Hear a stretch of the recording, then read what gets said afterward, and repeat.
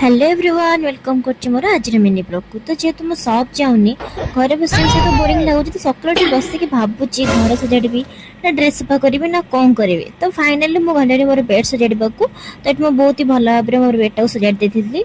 Then भोक करथिला तो जाइए बाहर की इटली तरकारी खाइबा खाईदे के आसिक देखे तो मो भौणी कोठी कौन खोजी खोजी के एमती कुरकुरी आणुची 20 टंका को 3टा ताको कोठी कौन मिलूची मु तो कहि परिबिन। तो मामा एठी बसिक गोटे ब्लाउज रो कन्ना काटुथिले। आज हम लंच रे हेतला भात डाली आलू चटणी आउ अंडा भुजिया ताको खाईदे के सोई कुट सारा पर मामा कहला घर बस बोरिंग हबरा किछि ना जा मेसिन शिखिब। तो मते तो ए मेसिन ना किछि भी जाना नथला, तो मन को मन कोन पसिदेला से भूल भाले कोन हेगला ताको छाडी के मु पळी आस्ती। कहले हो छाड से काम तो करि पारुनी, सुतार जो एपर सपटे ई पड़छि आको पूरा ठीक करि के रख। माने घरे रहले मते को प्रकार काम करबो। तो संध्या बेला आन देथला मो भणी मो पई टिफिन, तो जाउची खाई देबे। आज रे वीडियो छै एतिकी।